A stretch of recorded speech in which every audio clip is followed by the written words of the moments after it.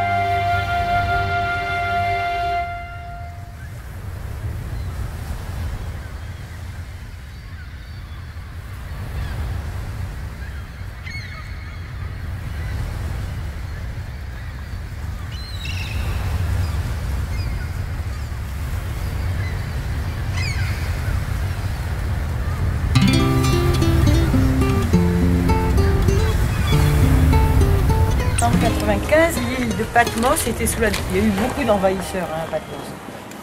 L'île de Patmos était sous la domination des Romains.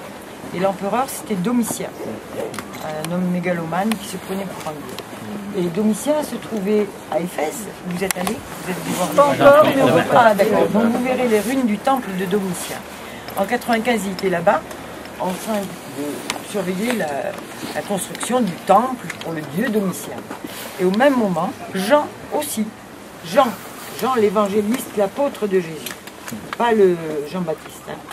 Donc Jean se trouvait aussi à Éphèse, en train de parler de la parole de Jésus. Alors Domitien qui se prend pour un dieu et Jean qui parle de notre Dieu, dans la même ville, c'était assez incompatible. Et heureusement, Domitien ne l'a pas tué. Il l'a envoyé en exil à Patmos, qui était une petite île très pauvre, terre d'exil, une prison à ciel ouvert. Quoi.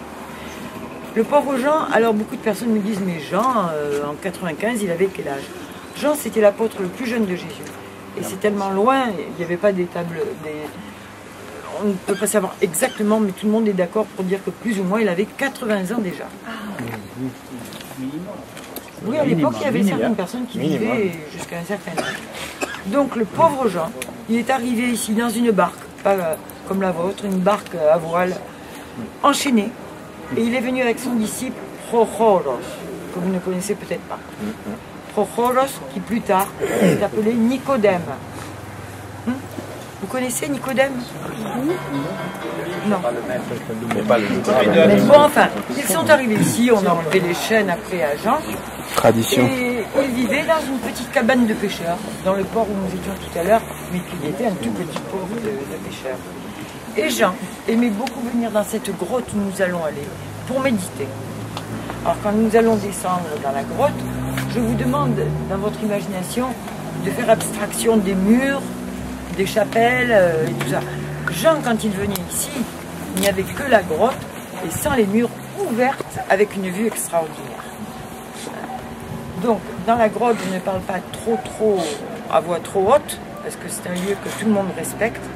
Je vais vous expliquer beaucoup de choses ici, après nous descendons. Alors déjà, vous décrire ce que nous allons voir. Quand on va rentrer, vous passerez tous derrière moi pour les voir dans l'ordre où je vais vous expliquer. Et comme on ne peut pas faire de photo, même si elle est un peu vieille, je vous la passerai, vous pourrez prendre en photo ma photo. Quand on va rentrer, nous allons voir d'abord, sur le rocher, il y a comme un écritoire naturel. Dessus, aujourd'hui, il y a une Bible. Là, Prochoros, le disciple de Jean, se mettait avec une bougie, un parchemin, pour écrire sous la dictée de Jean, parce que Jean ne pouvait plus écrire à 80 ans. Ensuite, donc, l'écritoire est juste à côté. Bon, alors là, il y en a qui croient, moi j'y crois parce que j'aime croire. Il y en a qui me disent c'est un peu des légendes, mais juste à côté, au ras du sol, vous verrez un trou rond dans le rocher, aujourd'hui avec une auréole d'argent. On dit que Jean, quand il était venu depuis le village à pied jusque-là à 80 ans, des fois il était fatigué. Il s'est couché par terre, la tête dans ce trou, sans oreiller, rien du tout. Et après, pour se relever du sol, même moi le matin, il n'arrivait pas. Alors, le bon Dieu il avait bien fait les choses, il y a un autre petit trou comme ça, avec aussi auréolé d'argent, et il mettait sa main dedans, s'aidait à se relever. Alors, enfin, nous les orthodoxes, on touche et on embrasse là où Jean mettait sa main. Ensuite, alors, je connais parfaitement votre religion et je la respecte profondément, mais ne serait-ce qu'à titre historique de l'art, je suis obligée de vous expliquer ce que nous allons voir. Ensuite, nous allons voir ce qui est l'iconostase. Le pasteur protestant officie directement devant ses fidèles, un prêtre catholique également, un prêtre orthodoxe jamais. Il officie la liturgie derrière l'iconostase. C'est comme une paroi de bois qui supporte des icônes. Au milieu, il y a une porte, qui est la porte des rois, qui est ouverte pendant la liturgie. De temps en temps, il sort pour donner de l'encens, parce que c'est vraiment la bénédiction, et on dit merci. Il sort pour lire l'évangile, qui est exactement le même que pour vous, que pour les catholiques, que pour tout le monde. C'est le même évangile, je pense. Oui, l'Ancien et le Nouveau Testament.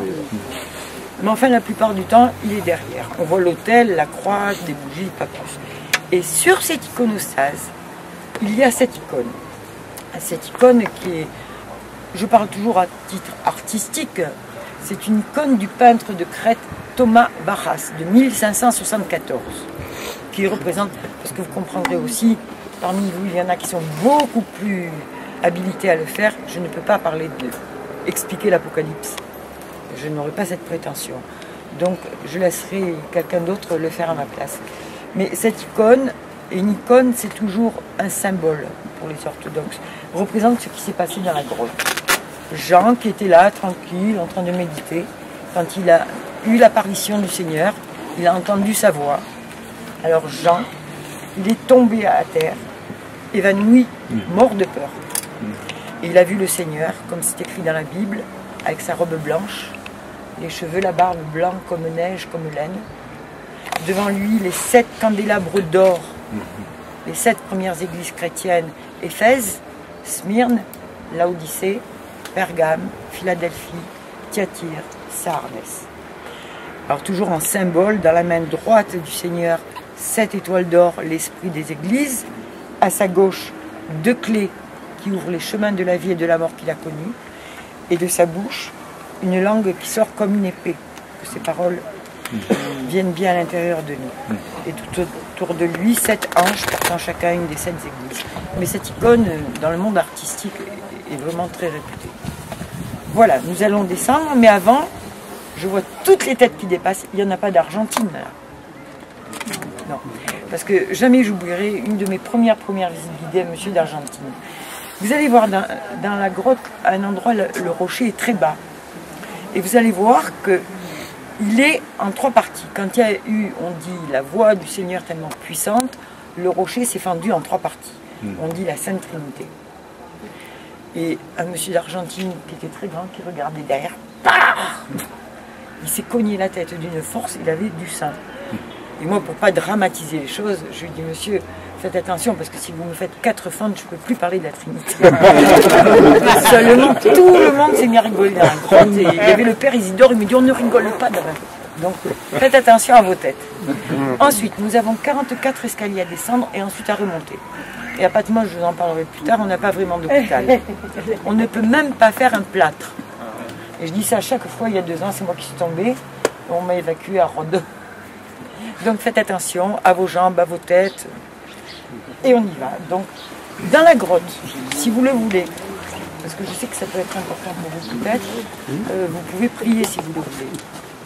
En fait, comme tu sais, il y a une présentation, une méditation qu'on voudrait faire. Est-ce qu'on la fait dehors? Non, vous pouvez la faire dedans puisqu'on n'a personne. C'est bien que vous soyez venus seuls. Parce que mardi, il y avait 2000 personnes. Donc, mais je vous demande juste une chose, c'est que ce soit à voix basse. Voilà, pas trop fort. À voix basse, vous pouvez prier. D'accord. Il y a 20 monastères sur cette presqu'île. Le plus ancien date de l'an 981.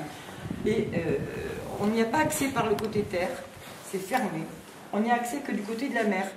Parce qu'il y a un barrage strict, les femmes ne peuvent pas y entrer. Ni les femelles animaux. Comment ils font avec les moustiques et les oiseaux? Sauf les poules. Et pourquoi les poules? Pour les œufs, pourquoi? Pas pour les manger, parce qu'ils peignent des icônes. Et la tradition pour une icône vraiment faite dans les règles, il faut du blanc. Et aussi dans la vie religieuse. Et ça c'est une partie.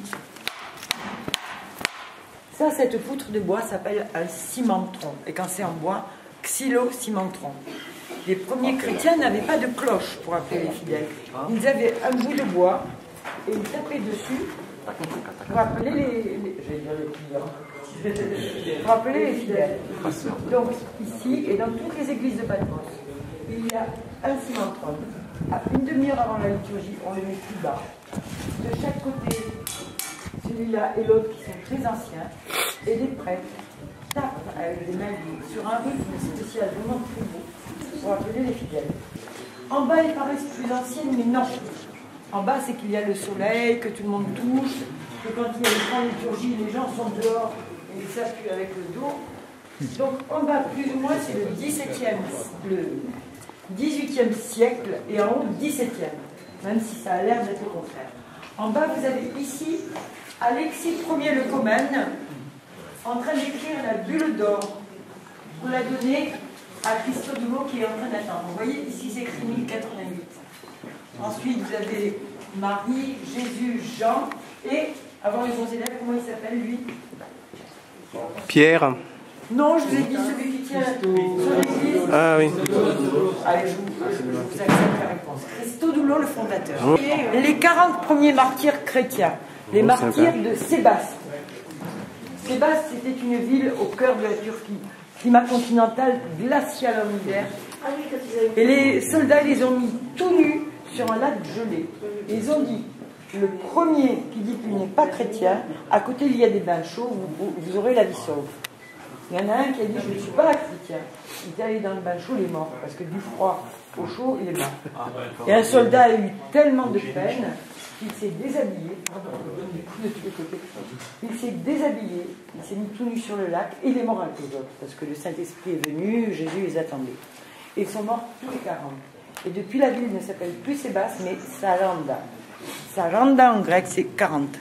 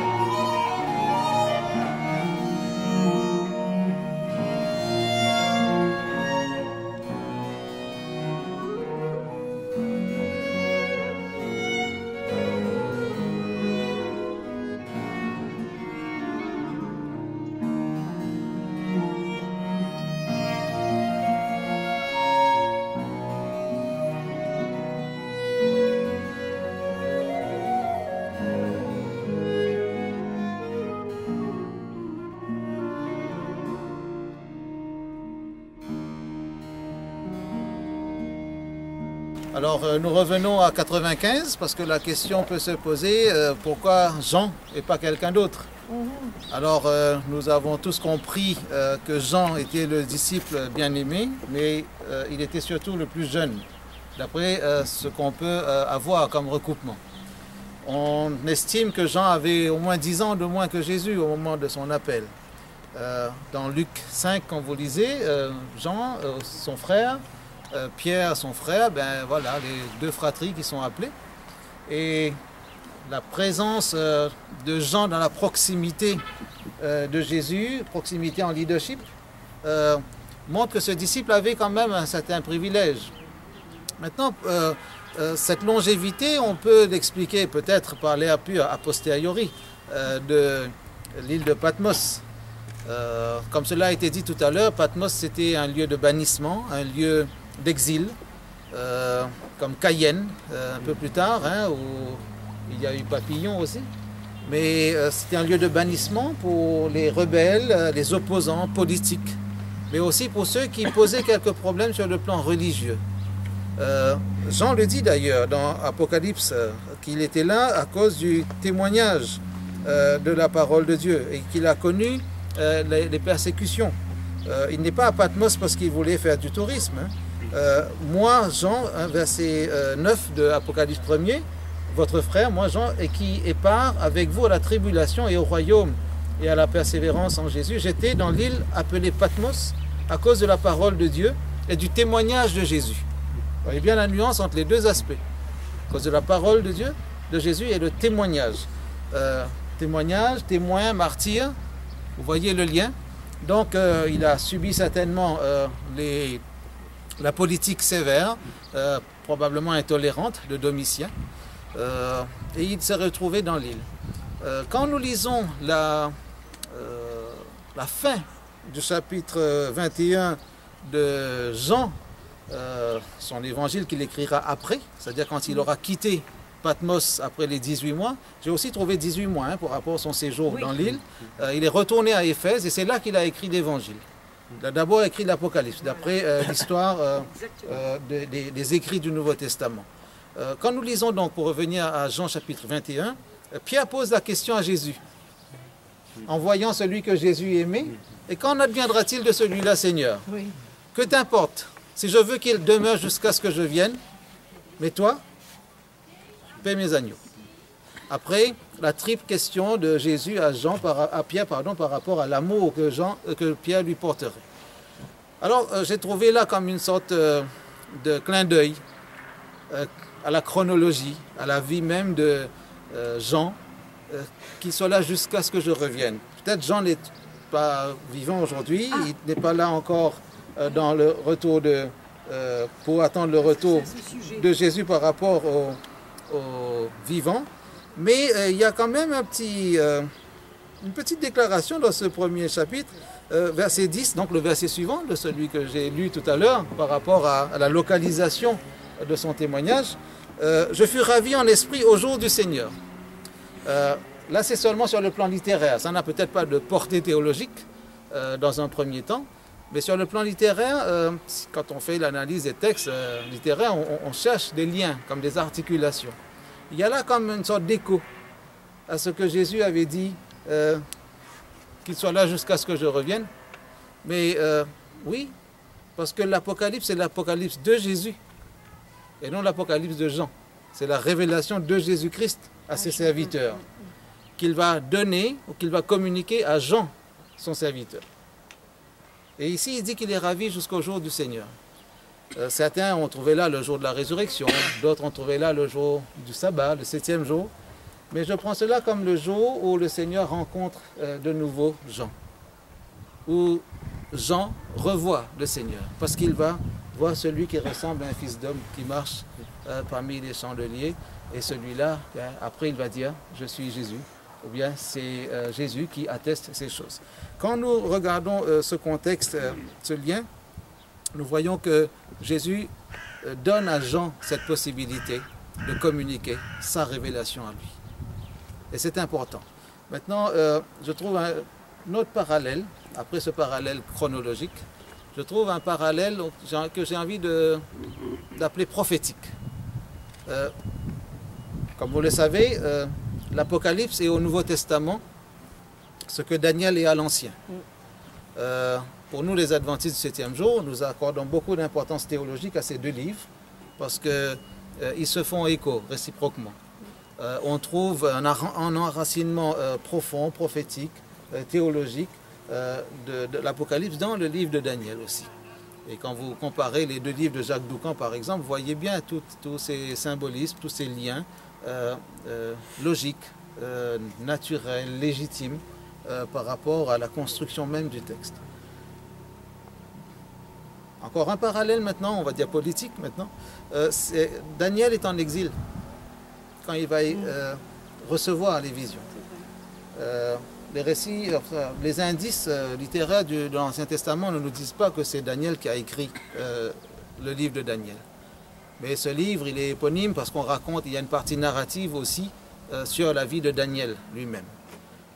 Mais par rapport au passage essentiellement prophétique ou symbolique, j'aime bien voir ce lien entre ce roi des rois, comme il s'appelait, ou bien cet empereur de l'époque, entre guillemets, Nabuchodonosor, qui emmène en exil, et Domitien qui envoie en exil. Et les deux prophètes, malgré les siècles qui les séparent, les deux prophètes vont révéler des choses sur l'histoire du peuple de Dieu, mais une histoire qui aura nécessairement des incidences sur l'histoire des civilisations. Daniel 2 parle de l'histoire par rapport aux monarchies, aux empires, l'histoire des nations, sans connotation religieuse. Et Daniel 7 va parler de l'histoire des nations avec une connotation religieuse. Et on voit bien que quand nous lisons l'Apocalypse et quand nous entrons dans le circuit des 7 églises, nous entrons dans la lecture que nous avons, la lecture historiciste, nous découvrons qu'il y a comme une ouverture, un boulevard qui est ouvert là, qui est créé par rapport à l'histoire de l'Église, mais une histoire de l'Église qui s'inscrit nécessairement, inévitablement sur l'histoire des nations. La leçon que nous pouvons tirer, c'est que l'Église ne peut pas analyser sa propre histoire sans penser à l'histoire des nations. Là, je comprends aussi pourquoi Jésus va dire je ne te prie pas de les enlever du monde, mais de les préserver du mal.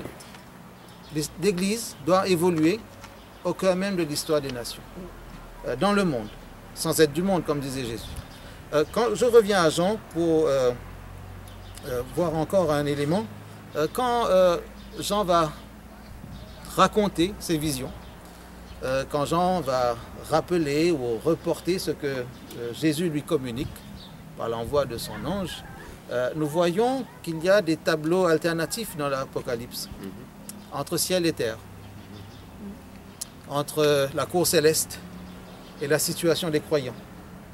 On pourrait dire entre l'Église dans son itinéraire terrestre et l'Église dans son apogée.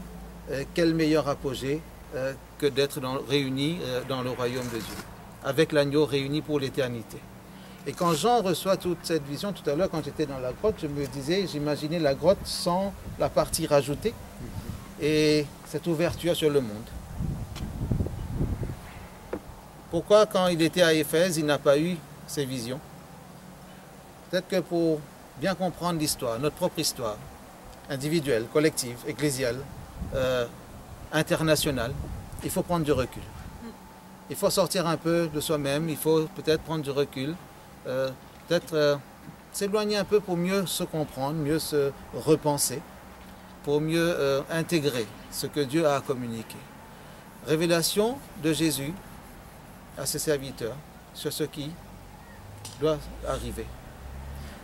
L'Église est une Église d'avenir, obligatoirement. L'Église, tout en ayant un regard sur le passé, parce que l'histoire de l'Église dans le Nouveau Testament s'inscrit dans tout ce que Dieu a communiqué à travers l'Ancien Testament. Mais l'Église ne doit pas rester attachée à l'Ancien Testament, parce qu'à force de rester attachée au passé, on pourrait se priver d'avenir. Parce que Jésus dit, voici ce qui va arriver bientôt, l'Église doit regarder vers l'avant, parce que l'Église ne doit pas ressembler, excusez-moi l'expression, à un musée qui ressasse ses souvenirs. Mais l'Église doit se dire, qu'est-ce que Jésus me communique? Et si Jean reçoit toutes ces visions de l'Apocalypse, c'est que Jésus dit à son Église, vous avez un avenir. Vous avez un avenir. Vous n'êtes pas là pour parler de ma mort et de ma résurrection qui vous échappe, mais ma résurrection est symbole d'espérance. Et ça, c'est la bonne nouvelle. C'est la bonne nouvelle, de savoir que, quelles que soient les circonstances par lesquelles l'Église peut passer, et tous les récits un peu douloureux par moments dans l'Apocalypse, tout ce qui est tribulation, tous ces détails qui montrent que la foi va aller au-devant de certaines contraintes, de certains défis, que certains vont se décourager, qu'il y a des questions qui se poseront, pourquoi ceci, pourquoi cela, comme la question, et après la description des âmes sur l'autel, etc., jusqu'à quand. L'Apocalypse pose aussi la question de la délivrance. Mais Jésus y répond, parce qu'il communique à son serviteur, Jean, ce qui doit arriver bientôt. Comme Daniel a donné une perspective eschatologique à ces prophéties, pour dire que, si nous prenons Daniel 2, avec l'arrivée de la petite pierre qui va écraser la statue et qui va devenir une grande montagne, ainsi le royaume de Dieu aussi va s'installer pour toujours. Le chapitre 7 va dire aussi que Dieu délivrera son peuple. Et un peu plus loin, on va montrer la figure centrale de Michaël, le défenseur du peuple de Dieu. Et c'est dans l'Apocalypse qu'on retrouve Michaël, au chapitre 12, où on voit qu'il y a eu guerre dans le ciel entre le dragon et ses anges et Michel ou Michaël et ses anges. Vous savez, Michel ou Michaël, qui est comme Dieu? Et la question se pose, quelqu'un a voulu être comme Dieu, il a connu une chute. Celui qui est comme Dieu et qui n'a pas besoin de chercher à être comme Dieu, celui-là, il amène la victoire. L'Église de Dieu, le peuple de Dieu a un défenseur. Et l'Apocalypse, dans ce sens, devient une bonne nouvelle.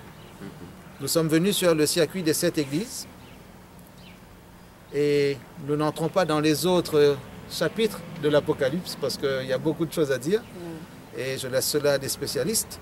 Et je crois qu'il est important pour nous de prendre ce circuit comme un circuit d'espérance. Un circuit d'espérance. Et parler de l'Apocalypse comme d'un livre d'espérance. Les journalistes ont perverti le sens même du mot apocalypse. Ils en ont fait des adjectifs pour y donner une connotation péjorative. Mais l'apocalypse est une bonne nouvelle.